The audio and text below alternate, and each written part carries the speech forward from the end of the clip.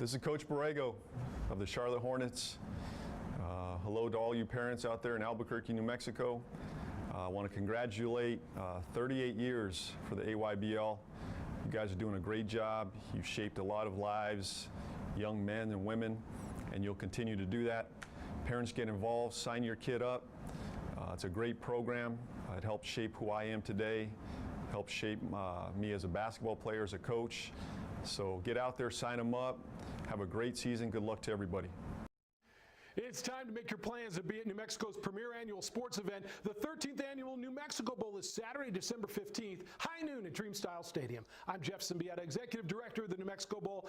Be with us as once again college football's bowl season kicks off right here in Albuquerque. Bring your friends, bring your colleagues, host your holiday party at the New Mexico Bowl. It's annually one of the most exciting games of college football's postseason. Bottom line, it's a whole lot of fun.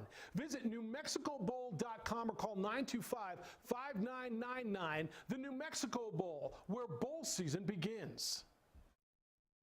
It's hard for a child to learn when they're hungry or being abused at home. Let's stop blaming teachers for problems they didn't create. I'm Steve Pierce. My mom loved teaching, but now Santa Fe asks teachers to be truant officers or social workers. Let our teachers teach, fix our broken test system, and put more money into classrooms. Good teachers don't give up on their kids. As governor, I will not give up on our teachers. Brian Colon will make a great auditor. Brian grew up pretty poor, so as auditor, protecting our tax dollars will be important to him. Brian is the only candidate with a background in finance and law.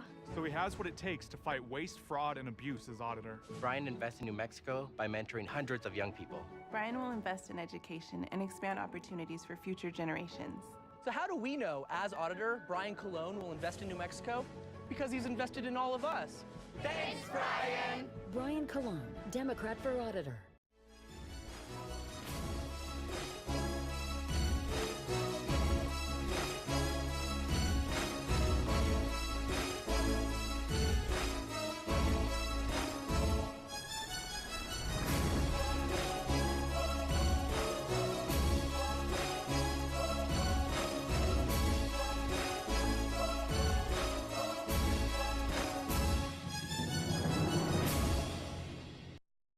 Welcome to Red Menace TV here on Proview Network's Leroy Lucero, along with Michael Carlisle. What's up? Not much, man. Lots of stuff. It's that time of year, once again, where you have all the sports kind of bam, right? You got all the major sports going on for the next month at the same time. Right? You have, well, not for you, though, because last week you made us aware that Major League Baseball was over for you. But it's still going on.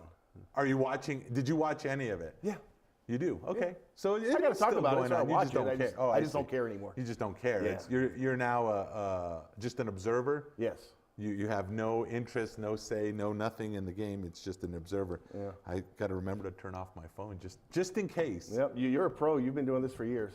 Almost 30 years, Michael. It'll be 30 years next year. 29 right now. To be fair, the first 15 or so of those, you didn't have to worry about turning off a phone. So. That's true. That's absolutely right. There was no internet either, so it was just like, you know, when I first started doing radio, we did mid-afternoon, and the Albuquerque Tribune was still alive. Were you here when the Tribune was still alive? Oh, yeah. So this is how funny it is. So the Tribune would come in, we'd grab it before the show, so we were like breaking news, right? Because you had the Tribune. Well, no, I'm pretty sure they broke it first. Well, but you know what I mean. But how many people got the Tribune? Obviously, they went out of business, so not that many. Fair enough. I'm just saying it was like, wow, this is exciting. So we'd come across, and then people would be like, wow, you guys are really. Now it's just like, forget about it. If you're waiting for the afternoon paper, you're like lost. Just the internet stuff, old man stuff. You were there. But now you have the internet. Right. And you don't have to wait for anything. You don't have to wait for nothing. It just, just pops up and you're Twitter. like, whoa. It's like, what happened, right? Yeah. And I just lost my train of thought. But speaking of things that are going on. Such a pro. Lobo football. Yeah. Goes to Colorado State. Yeah. Colorado State's not that good? Yes or no? It's hard to say because they played a really tough schedule. Record-wise, they're not that good. Lobos should have won that game. The Lobos were in a position to win that game. And they should have won that game. And they let it slip away. They played well enough to win, absolutely. I mean, honestly, looking at the team, and I watched it on television, you were out at Fort Collins. Was it cold? it wasn't that bad. It's cold now in Albuquerque. Is it colder now in Albuquerque than it was in Fort Collins Yes. on Saturday? Yes. Yeah, I thought so because it was cold. I mean, there was flurries, believe it or not, in Rio Rancho yesterday. I don't believe that. Yeah, I know, right? But it's crazy. I thought I was going to have to break out the snow chains and everything because there was a couple of flakes of snow that hit the ground. Albuquerque, that's like all you need. Anyway, I regress. But I'm watching this game. You digress, by the way. Digress, regress. Mr. Pro. Egress. Yeah.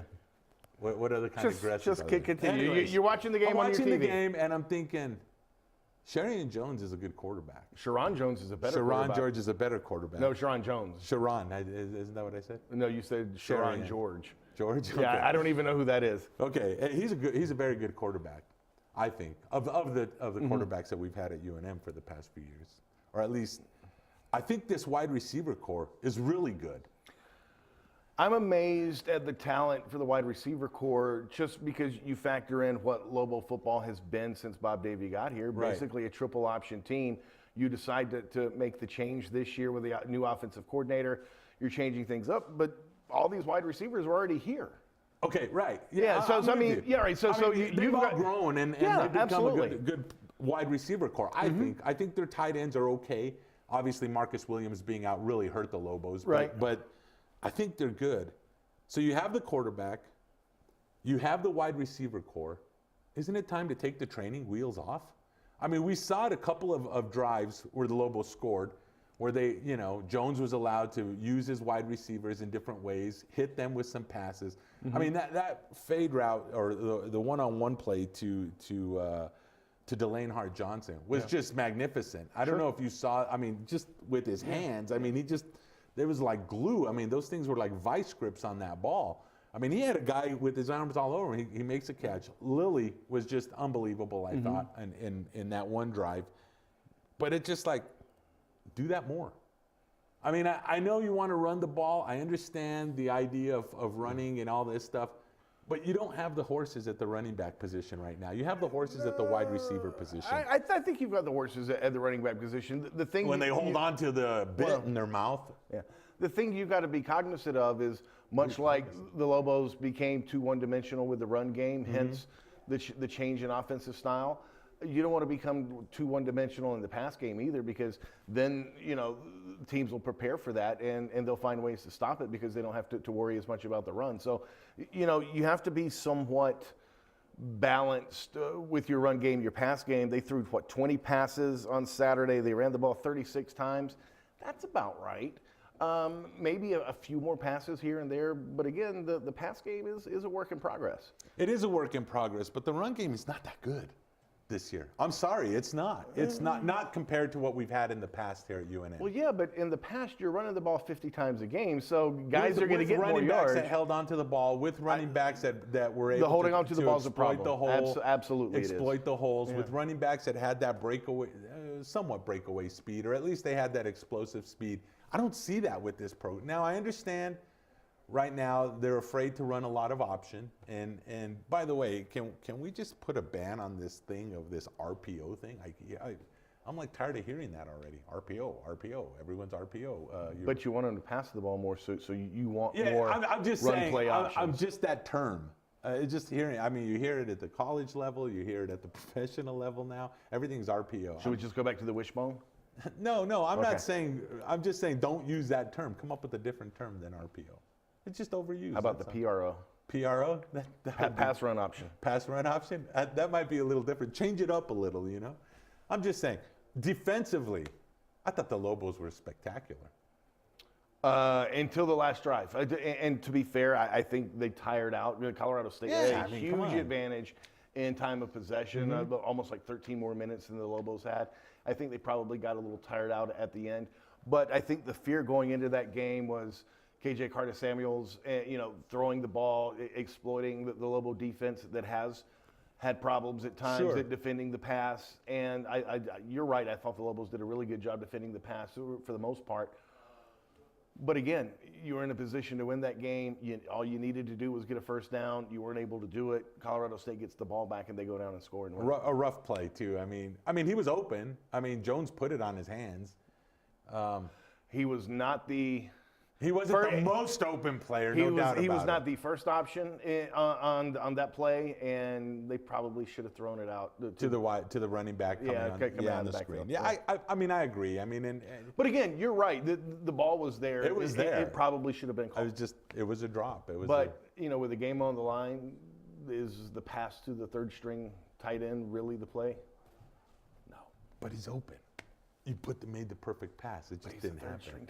I hear you. With all due respect, I'm not disagreeing with you at all. And I'm not ripping on him, but no.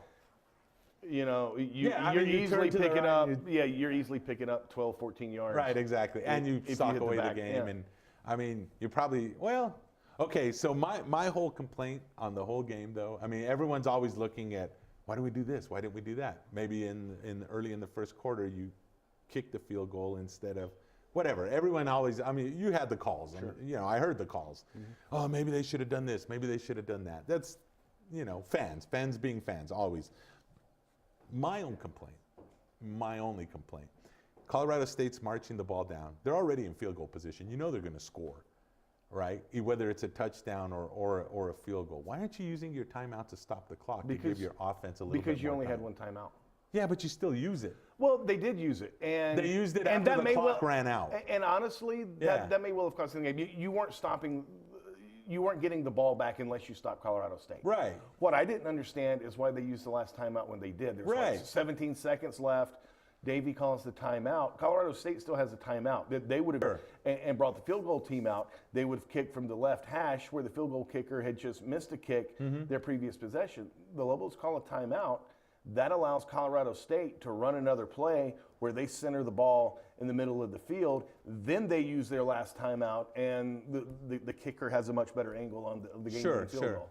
I mean, I'm just saying that's just the way I'm looking at the game. There was, other than stopping them, there was no way the Lobos were getting the ball back.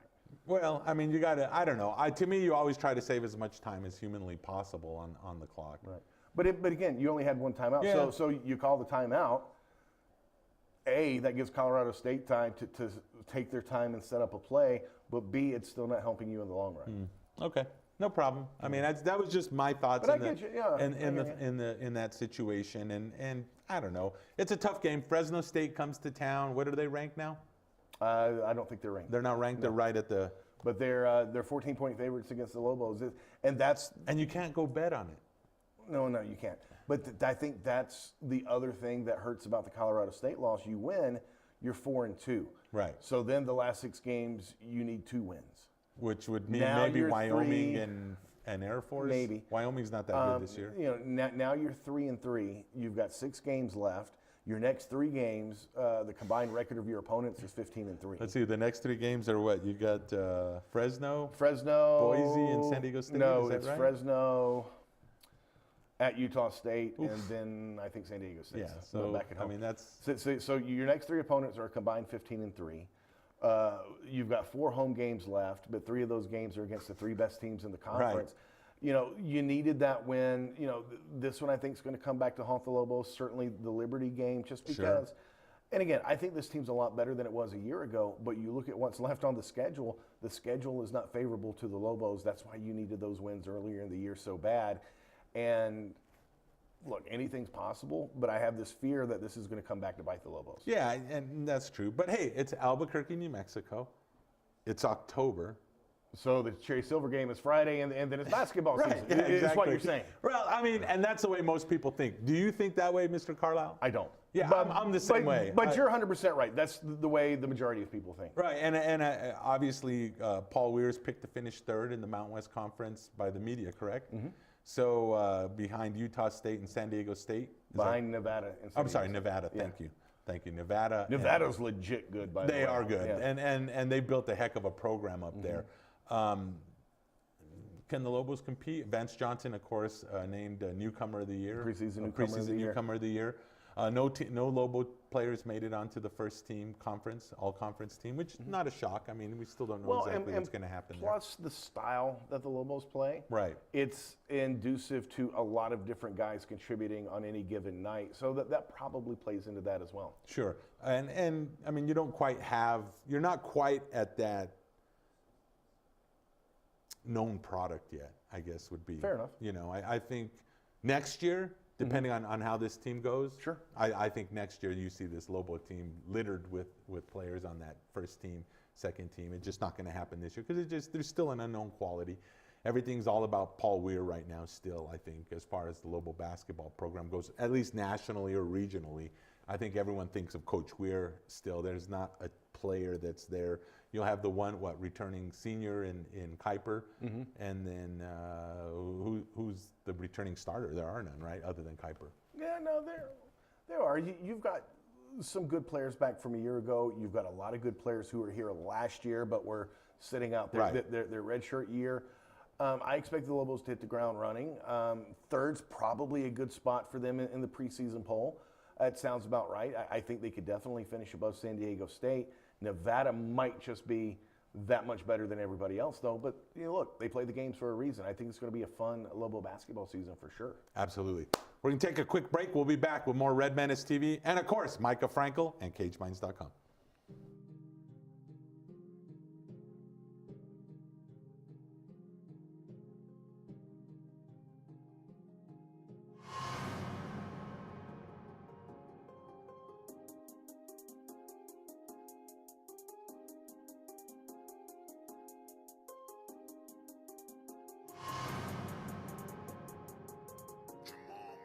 Down in 10. Again, Davidson throws it in the end zone, and ball is caught. The flag comes in.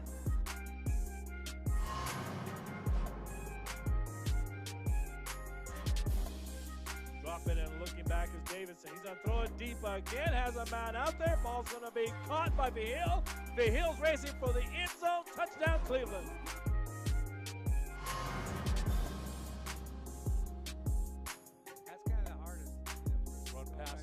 Fade a route caught in the end zone. I'm trying to see if it's a touchdown. It is. Watching and hearing that. Davidson drops, looks, throws it out in the end zone, and there he is, Trey Watson. What a catch!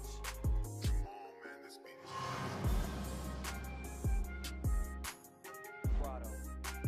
Petty's looking, fires a fade towards the end.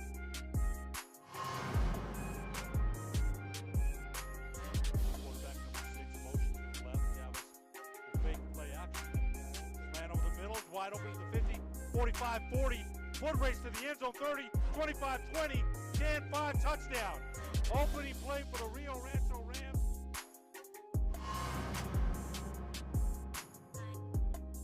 Slot at the left side. Play action, looking to throw. Throws it deep, has Nieto out there. Ball is caught. Nieto's off to the races. Nieto's going to score. Touchdown, Cleveland Storm.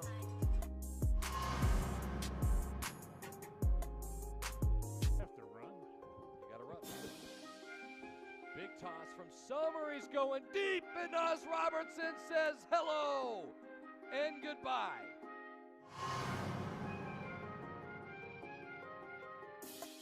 At the West Mesa 15. Run pass option again. Hand off to Zach Vigil trying to get the edge. Vigil turns it back upfield. Still drives his legs. Touchdown. Wow, what a run by Zach.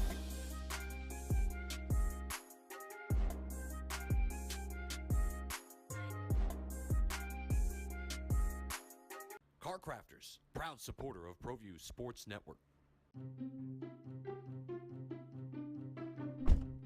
Are you sure we're supposed to be doing this? Don't worry, I've watched him do it 1,000 times. Come on, what's the worst that could happen? No! Bad dog! Hi, welcome to Car Crafters. What happened? Don't worry, we'll make it like it never happened. Car Crafters! It's like it never happened! Dreamstyle Remodeling has been wowing homeowners in New Mexico since 1989.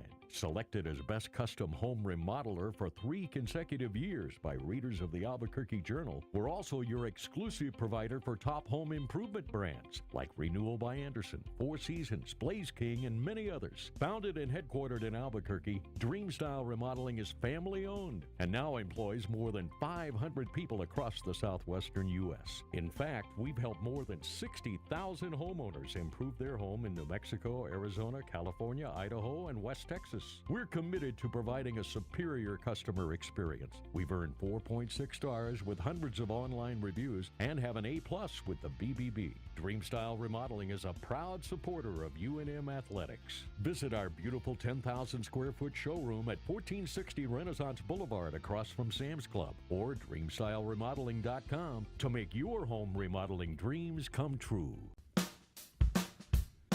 Well, I'm going to the frontier, walking to the cashier, order up a root beer and a #1. Cover it with green stuff, one scoop is not enough. Find a booth is real tough, back by the Duke. Meet my family, meet my friends in the quirkiest restaurant I have ever been. All of Albuquerque's favorite spot, it's the Frontier Restaurant. The Frontier Restaurant is a proud supporter of Proview Sports Network. Don't sacrifice quality and flavor when you're in a hurry. Golden Pride offers ribs, fried chicken, green and red chili breakfast burritos, and Frontier Cinnabons.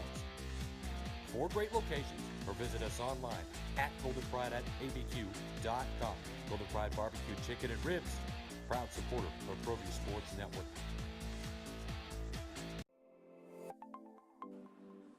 Get into the game with Garden Swartz Team Sales. They have everything you need, from screen printing, embroidery, and digital printing services, high school letterman jackets, and all high school and club uniforms, and individual and team apparel with the most reliable brands like Speedline, Rawlings, and Wilson. And don't forget to check out the latest F7 Shut helmet. It's all at Garden Swartz Team Sales. Give them a call, 505-884-1234. Garden Swartz Team Sales.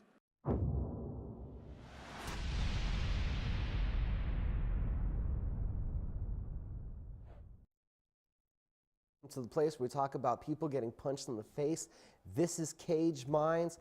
We had a busy weekend of action this past weekend. Bellator with back-to-back events. You had Ryan Bader out wrestling Matt Mitrione on Friday night at Bellator 207, advancing to the finals of the Heavyweight Grand Prix, which will be taking place at the end of January at the Forum in Inglewood, California. Now, the next night, you also had Bellator, Nassau Arena in Long Island, an exciting one-round affair. Fedor tops Chael Sonnen, advancing to the finals. So you'll have in the Forum, Ryan Bader versus Fedor Emelianenko. Someone gets that Bellator heavyweight title. You had exciting action also from Combates America.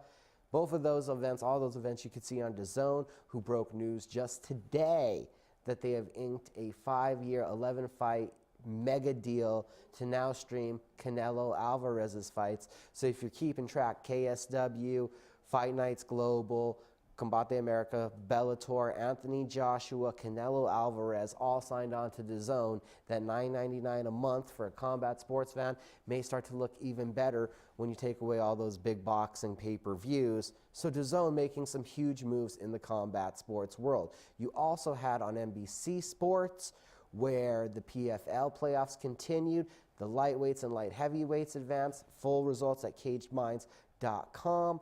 Not to mention a 12th round knockout, a dominant performance, and still WBO champion Terrence Crawford, an amazing display. Coming up this weekend, Friday night, LFA is in Texas. It's LFA 52. Ray Rodriguez and Vanessa Demopoulos. Both, I got interviews with them last week. Check those out at Cage Minds MMA Show on YouTube. That's Friday night. Saturday on the national scene, you also have MMA as the PFL playoffs continue. It's time for the welterweights and the middleweights. Who will be the last two sets to get into that $1 million finals that we'll see New Year's Eve from New York?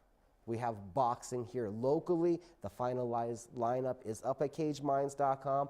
Aztec Warfare 2. Weigh-ins are Friday. See you guys at the former MCM Elegante for those weigh-ins at 3 p.m.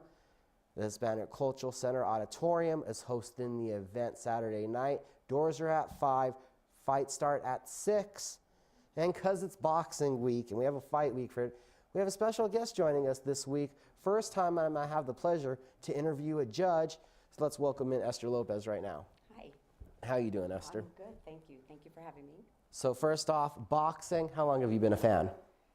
Well, I have to be honest, I'm not a fan anymore. I just enjoy it. So fan is loving boxing in a sense of you pick a fighter. I don't really pick fighters anymore. I'm a judge. Okay, how long have you been in love with the sport then? In love with the sport since I was about 10. And I fell in love with Muhammad Ali and George Foreman and Joe Frazier, and that's really how I came about into boxing. And how did you become active in the sport? Oh gosh, I just joined a gym one day and I started watching the fighters, enjoying what they were doing. And one day they asked me if I wanted to join and be a judge in the amateur ranks. So I did that, and I became the chief of officials for USA Boxing in New Mexico. And I did that for about 8 years. And then I went on and I thought, it's time to just do boxing, just judge boxing. So I decided to take it to the next level and go into the professionals. And that's what I do. Now, just professional boxing judge, not any other combat sports? I do some MMA. I have been trained in MMA, and I enjoyed that also. They do have some similarities in the judging format, but mostly boxing.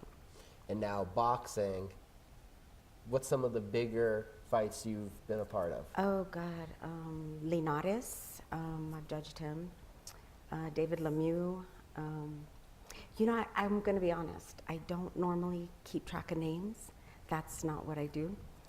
I go to watch and study the fight and watch the gloves and make sure everything that I see is being scored appropriately. As a boxing judge, are you licensed just here in the state of New Mexico, or are you licensed in different states, or is it the whole country? Different countries, United States, California, I believe Texas, Arizona, some of the native, ABC type certified locations. Maybe Colorado right now. So yeah, other places besides New Mexico. So you do travel around to do judging? Yes, I do. So besides New Mexico, most frequently you'd say you travel to? Mexico, Canada, California. So you do get around. It's been a vast experience judging boxing. Yes, it has. Yes. Well, we have a judge here who's going to be working this weekend, and I feel like I need to learn more about boxing. So, Esther, can you help enlighten us as to, as a judge, what you're looking for when that bell rings? Sure. My focus for 3 minutes every round is to watch the gloves. If the gloves land and they land flush in the legal scoring zone. Now they have to be effective landing punches. We don't want a bunch of pitter-patters that aren't effective. So once you have a couple of fighters and they're exchanging and they're landing in the legal scoring zone, my next job is to decipher, are they effective? Who was most effective? Sometimes it's pretty darn close. Sometimes they're just some of the softer punches getting to feel one another. As the rounds go, they become very effective. You know who's actually got the power. What kind of training do judges and officials go through to be able to notice that, to be able to decipher? Because it feels like a skill in of itself for the sport that you would need to have, because it's very decisive there. In America, we have the ABC certifications. Every official has to be certified and trained every 2 years. In the last, I don't know, I'd say probably 5 to 10 years, it's evolved.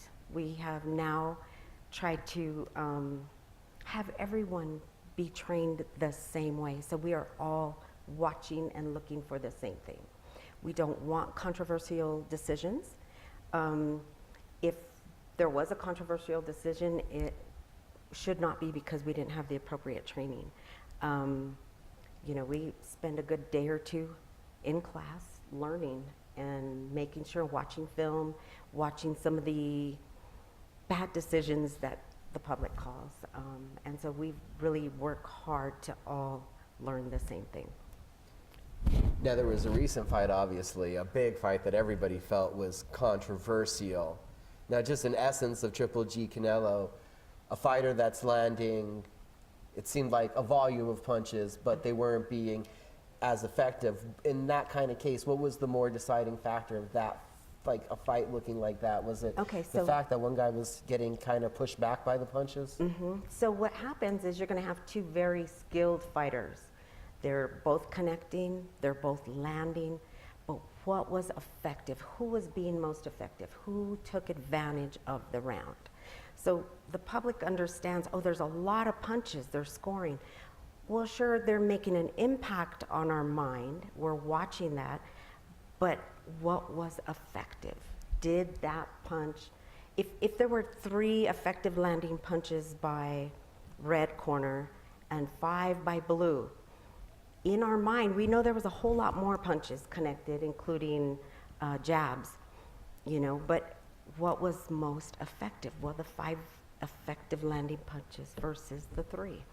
That is what we are watching for, what was effective. So, does it almost, you've seen the outrage from fans on some of these controversial decisions. Do fans watch almost too broad of a picture, and is it a little more zoomed into a specific scope almost, if you're talking about those? Absolutely. Let me just explain something. Yeah. We are there ringside. We are there for 3 solid minutes for a round. You have a fan sitting in their living room, drinking beer or having bets, talking with family, getting loud, and first and foremost, they're there normally to pick the winner. They have a favorite. That's what they are seeing. It's called a bias look into a fight. I have no bias. I go to judge. I'm there just to judge. And now you're there just to judge, and it's an event for you just as much as the fighters have been in preparation, and it's a huge night of lead up to them. Is there any preparation that goes into that night for the judge? Oh, absolutely.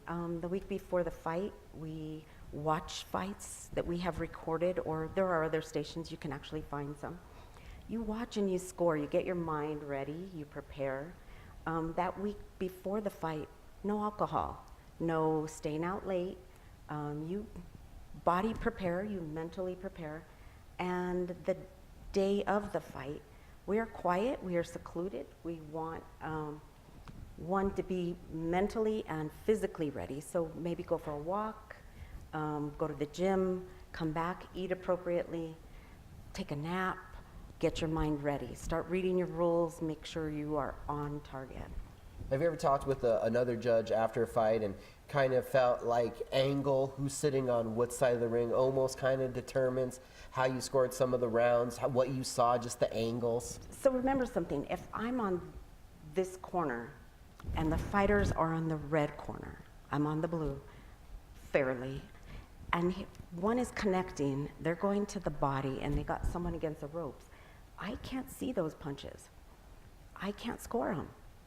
The TV catches all those punches, and maybe this judge may catch it or this judge may catch it, but I can't see them. So I can't score what I don't see, if you kind of understand that. So sometimes it does kind of almost affect the scoring depending on where the judges see it and where the action is taking place. The easier fight is that they fight in the center of the ring. We get to catch every punch, every angle, every movement. We can almost feel the punches. They're so solid, they're effective, you know what's going on. When they're across the ring and against the ropes, it's a little bit different. Now you hear a lot of popular phrases on commentating that blood can be seductive, bruises can be seductive, forward pressure. Are the judges looking actually at any of those factors? No, absolutely not. People bleed easily. People bruise easily. But what was really effective? If, for instance, the Crawford fight this weekend, you knew the first 3 rounds were back and forth. And I'm sitting at home on my couch. This is what I could see. They're back and forth every other round. That's what I could see. And then you get to the point, middle of the fight, and you can see that Benavidez is dropping his hands. How do I see that? I could almost, when he connected with the body punch, when Crawford connected, Benavidez kind of bent a little bit, and those are signs we look for. The bending the elbow, coming down. Yeah, and dropping his hands. It's almost a sign of, okay, that hurt. I got to take a deep breath, and you can tell. So at that point, and that's what we're watching for. Does blood affect us? No, not at all. We are watching the signs. What is really effective? Did his eyes go back? That's the purpose of us sitting ringside. Now, actually, that's a good question. This before, and it's a question I've had. Would it almost, because I've seen high-level events where the promoter is sitting there, and what is he watching? He's not watching the fight directly. He's watching a monitor. Would there be any benefit to judges having monitors? No, I would not. No. No. No, no benefit whatsoever. Just wonder that just because the angles, but I could almost understand you can't see the eyes as effectively, and you can't feel it as effectively. Exactly. When they're fighting in there and they connect to the body, a good solar plex punch, you can hear it and you can almost feel it. You can see the feet move, you can see the knees buckle, and it may be so slight, but we can catch it. And one of the things that's, last question probably, that's got to be most frustrating for a boxing fan is playing that guessing game. You watch 12 rounds. Yes, we have a guest judge on TV who's writing a score, but we really don't know what's happening. Would there be, could you give us some pros and cons to possibilities of open scoring? Because I've seen it in some combat sports and even in some boxing matches, but not often. You know, I've been in Mexico, and you know, we wear headsets. They're almost like I'm on a jet plane, and so I have these headsets, and you can't hear anything around you, not anything that's going on. So we don't actually hear them read the score. However, if we didn't have those headsets on, I think that would be a disadvantage. If you had someone who was way off on his scoring, he may flip the other way. I don't know. I mean, I know I don't want to hear it. I don't want to know about it. If they did, maybe they put it on a lit sign somewhere that we can't see. So they just kind of did it overhead almost for those fights. Would it be, is that a possibility? You think that would be something that would be beneficial for fans and fighters? I almost wonder if corners, if it would help corners to know where they're at to more accurately tell the fighter. It may help the fighter, it may help the corner. I can't understand how it would help the fans. The fans are going to be upset either way. I figure they're going to be upset. I just like to kind of know. I know sometimes I watch a close fight and I almost would rather know than sitting on the edge of my seat like it's a cliffhanger of a movie. Because we watch baseball, basketball, football, soccer. We can see the score. Absolutely. And combat sports is the only place where 3 dudes get to decide it at the end after we all watched it. So you're kind of telling yourself, I know what I watched, but do I understand what I watched? Right, and that's the whole trick. The public has to know what we look for. That's really, really important. And this Saturday, you got boxing here live and local, thanks to Legacy Boxing Promotions. Aztec Warfare 2. If you can't make it there and you're somewhere else watching us, you can tune in on Proview Sports. You can see Esther Lopez there live doing her judging, and I'll be there live also to harass the fighters afterwards and get their comments. We'll have more Red Menace TV in just a moment.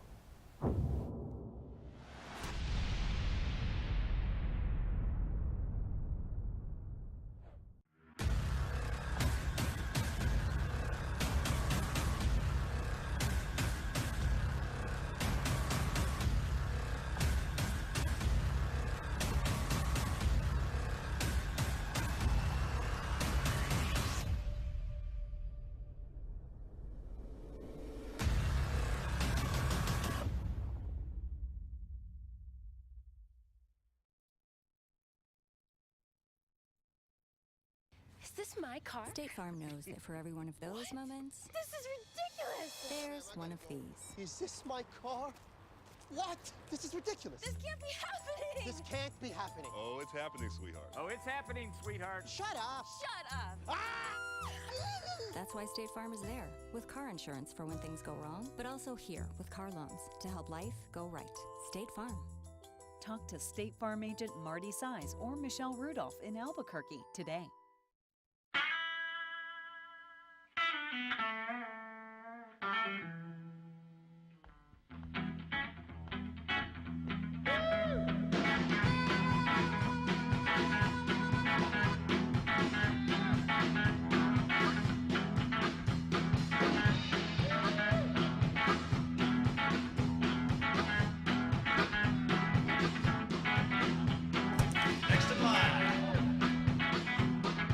Sadie's is a proud supporter of New Mexico high school sports and athletics, and we here at Proview Networks would like to thank Sadie's for their continued support in helping us bring you all of your New Mexico high school sports coverage.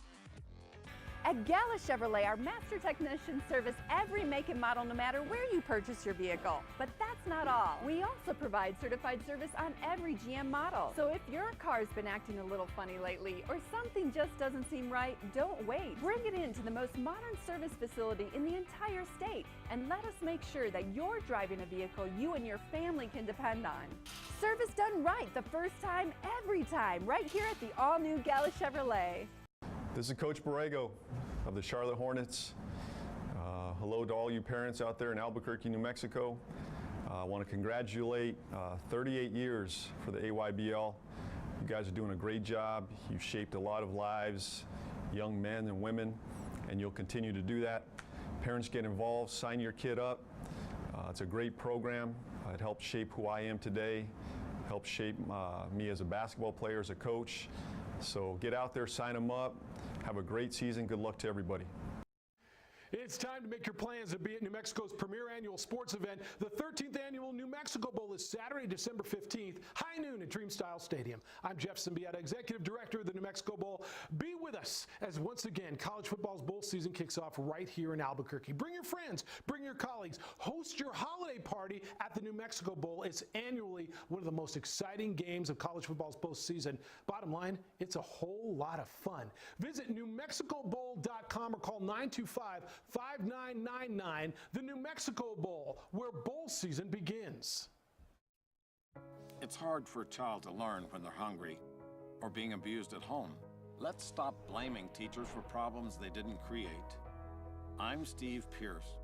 My mom loved teaching, but now Santa Fe asks teachers to be truant officers or social workers.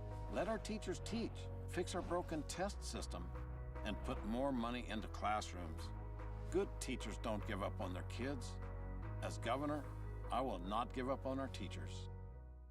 Car Crafters, proud supporter of Proview Sports Network. Are you sure we're supposed to be doing this? Don't worry, I've watched him do it 1,000 times. Come on, what's the worst that can happen? No! Bad dog! Hi, welcome to Car Crafters. What happened? Don't worry, we'll make it like it never happened. Car Crafters, it's like it never happened. Brian Colon will make a great auditor. Brian grew up pretty poor, so as auditor, protecting our tax dollars will be important to him. Brian is the only candidate with a background in finance and law. So he has what it takes to fight waste, fraud, and abuse as auditor. Brian invests in New Mexico by mentoring hundreds of young people. Brian will invest in education and expand opportunities for future generations. So how do we know, as auditor, Brian Colon will invest in New Mexico? Because he's invested in all of us. Thanks, Brian! Brian Colon, Democrat for Auditor.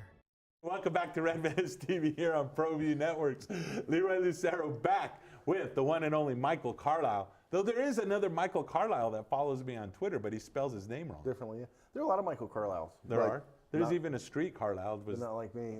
Yeah, you're the one and only Carlisle with a Y, yeah, though, right? It's the dumb spelling, yeah. I mean, you have the right spelling, correct? Oh, yeah. I mean, you are the Y in Carlisle. Okay. Okay, is that good? Sure. All right. I guess. Is there any other Michael Carlisles that you know of with the Y spelling? Other than your wife. Yeah, I got to be, well, and her name's not Michael Carlisle, so no would be the answer to that. Right. I don't spend a lot of time searching out other Michael. Do you spend time searching out other Leroy Luceros? I have before. Have you really? Yeah, to make sure none of them went to jail or anything, and my name would be associated with that. Just saying. So, speaking of jail, here's a good segue. Wow. Wow. Speaking of potential jail, is anyone else looking up the name Paul Krebs? Wow. Maybe. This is interesting, and you're talking about yesterday we found out that the State Attorney General's office had executed a search warrant at Krebs' credit card company looking for further proof that he was the anonymous donor that donated $25,000 in the wake of the Scotland trip after all that got out, and that they had used public money to pay right at $25,000 for the golf trip. This is an interesting situation.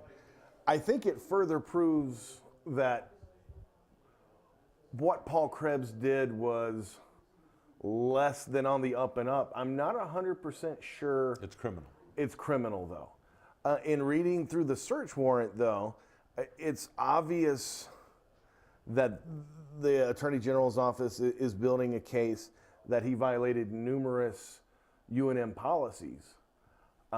Does that reach the level of criminal charges? Honestly, I'm not a lawyer. I'm not a law enforcement officer. I don't know. You'd be a cool lawyer, though. I object. You're out of order. There we go. You got to do the classic, though. You can't handle the truth. Well, he wasn't a lawyer, though. No, he was a colonel in right, the he was United on the States stand. Marine Corps, right. The thing is, if you're a lawyer, right, and maybe this is just a TV thing. I don't spend a lot of time in courtrooms, so I'm not sure. But don't you hate it, like when in TV, when the lawyer stands up in his suits and he stands up and he buttons? Have you noticed that? Or is that just my own weirdness? You, sir, obviously are not a suit man. There's Right, I a hate very suits. valid reason you do that. Do you wear a suit? Because when you, from time to time, when you sit down, it bunches up. So Okay. you unbutton the button, kind of Right, pull right. it down, and it stays in place. You stand up.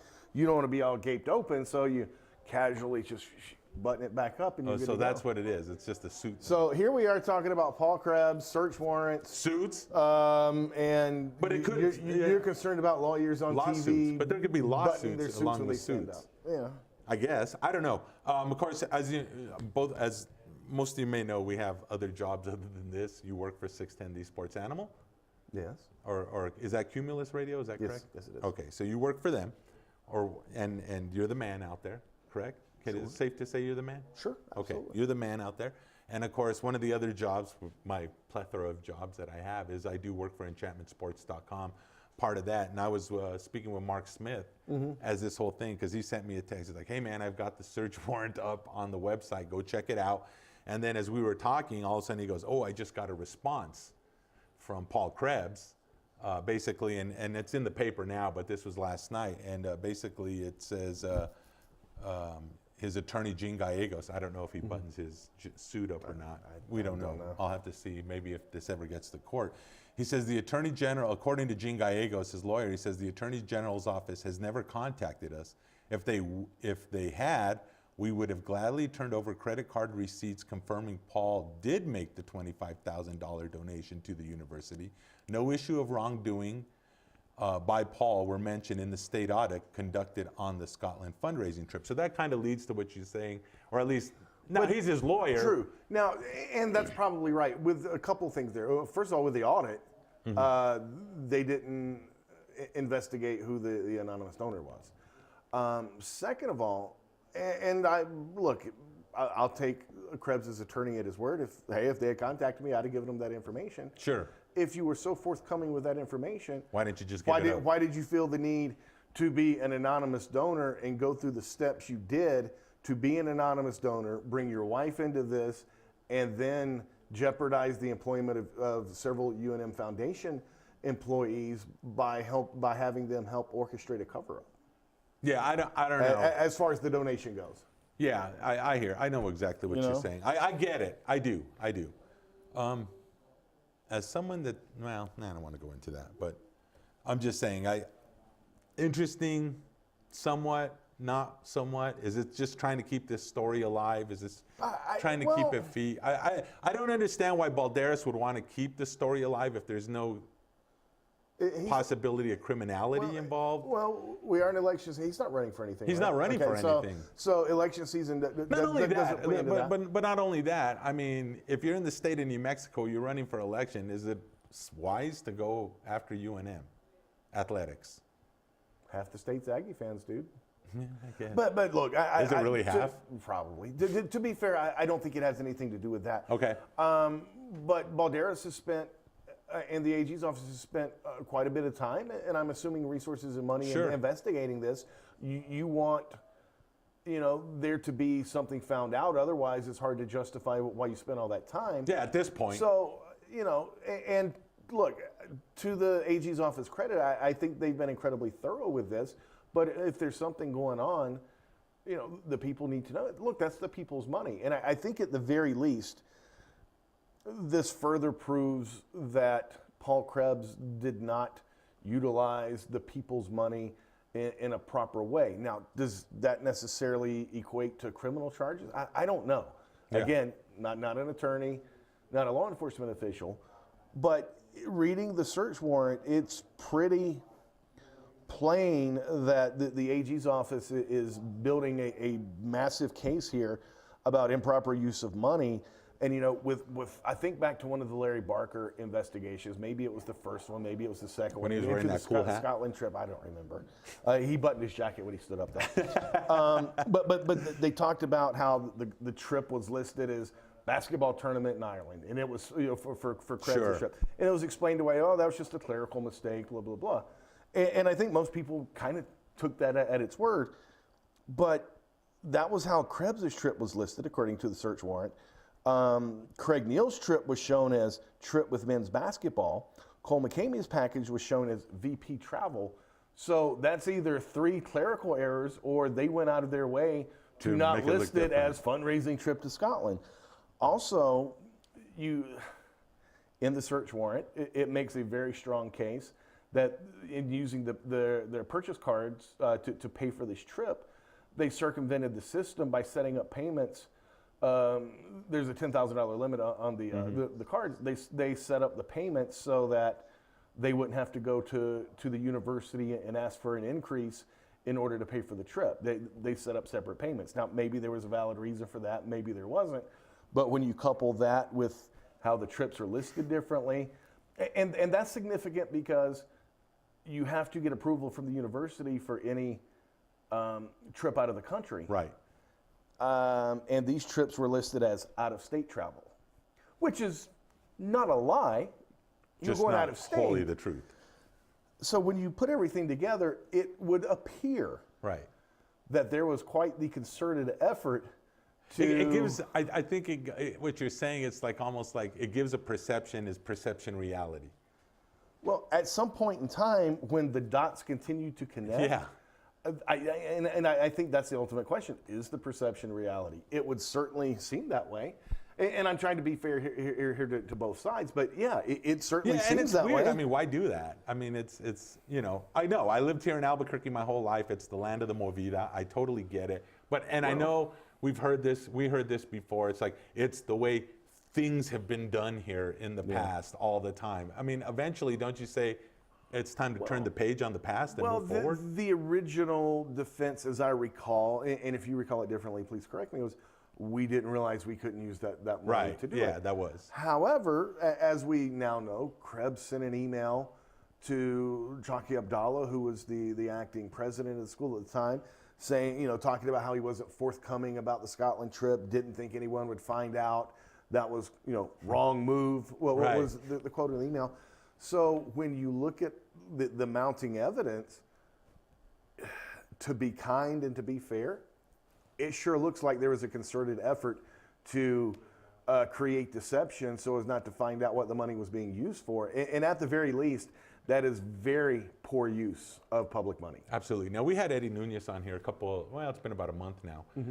The new athletic director, well, he's the athletic director. Who had nothing to do with any of this, but just kind of walked into the poop store. And that's kind of what I wanted to ask you. I mean, because I just said about eventually we turned the page on the past. Right. I mean, does this help Eddie? Does it hurt Eddie? Does it matter? Does it help UNM to keep this thing alive, or is it just time to turn the page? It doesn't help UNM. I don't think it hurts Eddie Nunez at all. Again, he had nothing to do with this. It doesn't help because, you know, when all this stuff continues to hang over the university, you know, it doesn't make it any easier to get donations. Does it make it any harder? I would assume so.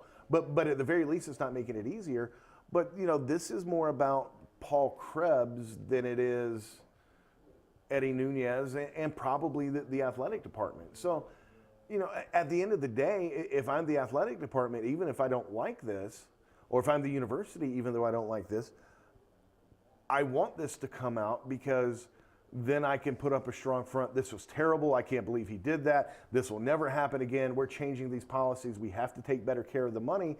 You know, if there are a bunch of allegations and investigations and nothing comes from it, how do the people trust the university, trust the athletic department? That, you know, for better or for worse, I think you need some finality in this one way or the either.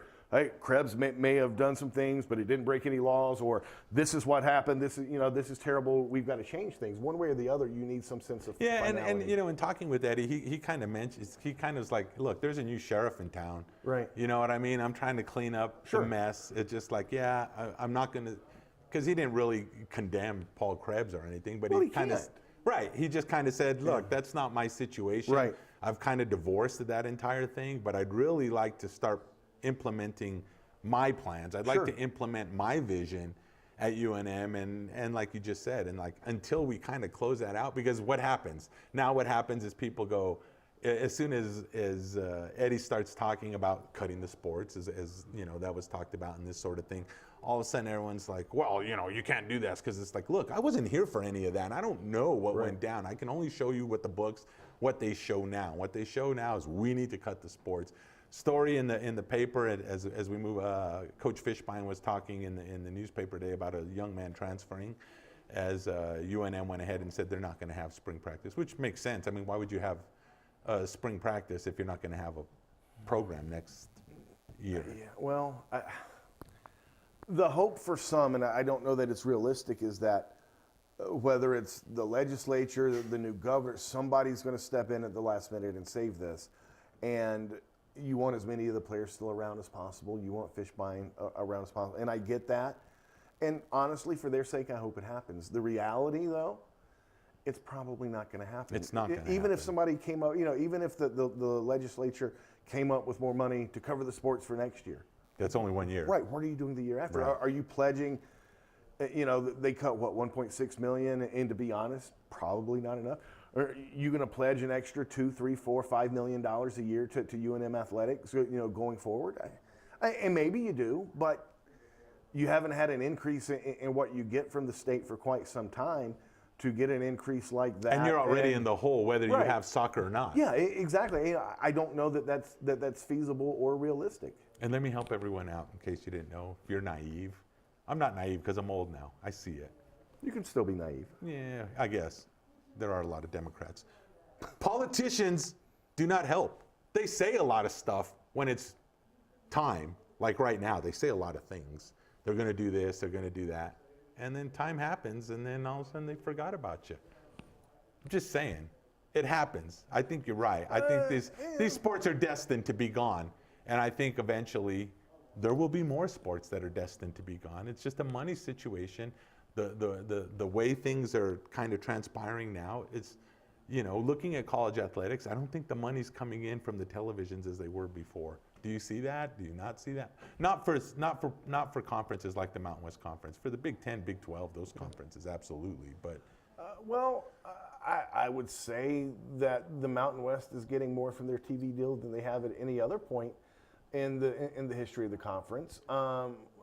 Does that stack up to the big conferences? No. It does not, but it's a lot better than being an independent. It's a lot better than dropping football and having to leave the Mountain West Conference and not have any conference money coming in, or getting conference money from with all due respect, from the Sun Belt or another conference that has an even worse television package. So and let's not also forget that as possibly more money is coming in for the television contract, the expenses of running these sports have gone up as well. And that's the other thing. You're right. Look, the expenses go up just like, your living expenses go up. The price of groceries go up. The price of gas goes up. The price of your cable television. The prices go up every year for athletics, whether it's, and that's not even like building new things and stuff like that. Just the price of doing business, travel, feeding the student athletes, that sort of thing. And, Eddie Nunez talked about that when we had him on a few weeks ago. The budget for the athletic department hasn't gone up. So the costs continue to go up, but the money to pay those costs does not go up. So you have to continue to be creative. We ran out of time, but I really want to ask you this. Your Washington Redskins are in first place. Yes, they are. All right, with that, we'll see you next week. For Michael Carlisle and Alden and Micah, this is Leroy Lucero. We will see you next week. God bless you all.